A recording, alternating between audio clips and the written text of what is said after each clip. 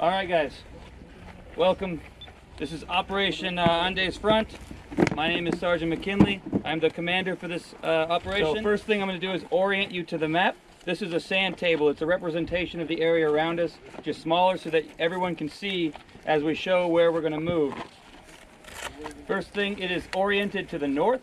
So north is that way. And we are currently right here. And our first objective is objective avanzado right here, this whole place. Okay. And the format for this order, this operations order, is going to be situation, what we're dealing with, the mission, what we're going to do, the execution, how to complete the objective, and then service and support and command and signal. So I'm going to have different parts broken off to other people. As the commander, I have 2 platoons and 2 headquarters squads in a section with me. So that was the situation. The next part is the mission, and this is the main piece. This is what we are doing here. Go ahead, all right. So, Task Force Viking, which is us, will move into the area of Operation Andes no later than 21:30, 13 December 2019, in order to kill, capture, or force the withdrawal of Rus 4, to clear the U.S. southern front to aid larger war effort for NATO forces. Okay, now the execution. This operation will be in 5 phases. And the first phase is meeting and gathering. 2 is assault. 3 is, you just want to go reconsolidate. Part 4 is reconnaissance, to gather intelligence on the enemy. And the final phase is the company push to remove all Russian forces.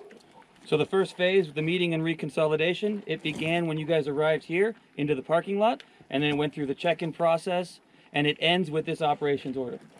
The second phase, assault, which if you want to look at this table now, I'll go over the points of it. NATO scouts have received reports that we believe there is an observation post or larger at this objective avanzado. So we're going to attack it with our entire company, and we're going to do this in 2 parts. First platoon is going to head out. The order of movement out of our position here is going to be first platoon, second platoon, headquarters. First platoon is going to leave first, move out to the south, skirt around the objective, take the high ground, and position here for the rest of the company. Second platoon and headquarters are going to move out to the east, straight out. We're going to come out, and as we go past this defilade area, this lower area, second platoon is going to move to the left and get on line with headquarters. Once first platoon radios on the command net that they are ready to attack, we are going to commence our attack with our 2 platoon, with the headquarters and second platoon, and start hitting the objective.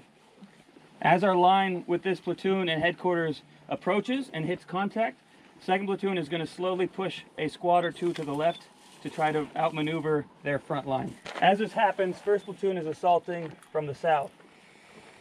We're going to attempt to completely push our forces through until we are past the objective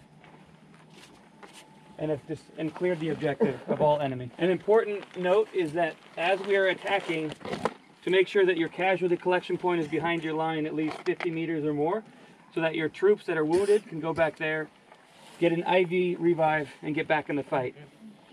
Once we have cleared through, we're going to make a perimeter around the objective, a security perimeter, and then we will send back squads to get their rucksacks, their pack bags.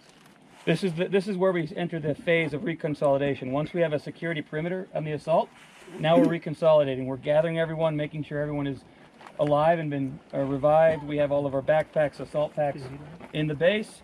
People have had some water and food, and we have a good security perimeter, which is number 1.